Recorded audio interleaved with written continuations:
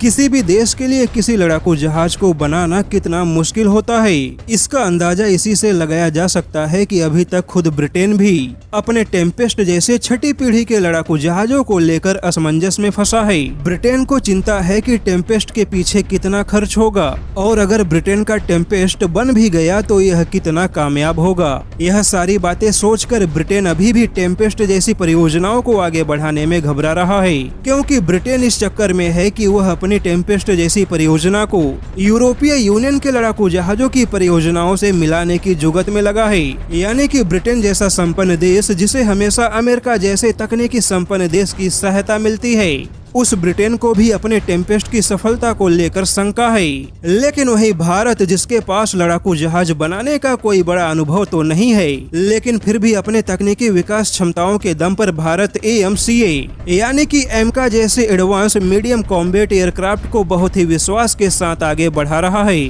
और अब DRDO का कहना है कि एमका की क्षमता छठी पीढ़ी से कम नहीं होगी। जैसा कि जब AMCA जैसे फाइटर जेट का ऐलान हुआ तब यह कहा जा रहा था कि भारत का यह लड़ाकू जहाज 5वीं पीढ़ी का होगा, लेकिन जैसा कि अब AMCA के प्रोटोटाइप का काम चालू हो चुका है तो अब यह कहा जा रहा है कि भारत का यह लड़ाकू जहाज 5वीं पीढ़ी का नहीं बल्कि 5.5 पीढ़ी का लड़ाकू जहाज होगा, क्योंकि भारत की AMCA के लिए ऐसी तकनीकी क्षमताओं का विकास हो चुका है जो इसे 5वीं पीढ़ी से ज्यादा एडवांस बनाएंगी। लेकिन जब इस लड़ाकू जहाज के सेना में शामिल होने का समय आएगा तब तक भारत का यह स्वदेशी लड़ाकू जहाज छठी पीढ़ी के कैटेगरी में कदम रख चुका होगा। यानी कि जब भारत के AMCA लड़ाकू जहाजों के सारे परीक्षण पूरे होंगे तब तक भारत का यह लड़ाकू जहाज छठी पीढ़ी के तकनीकी क्षमताओं से लैस होगा। और यह सब इसलिए होगा क्योंकि भारत के हौसले ब्रिटेन से भी कहीं ज्यादा बुलंद है।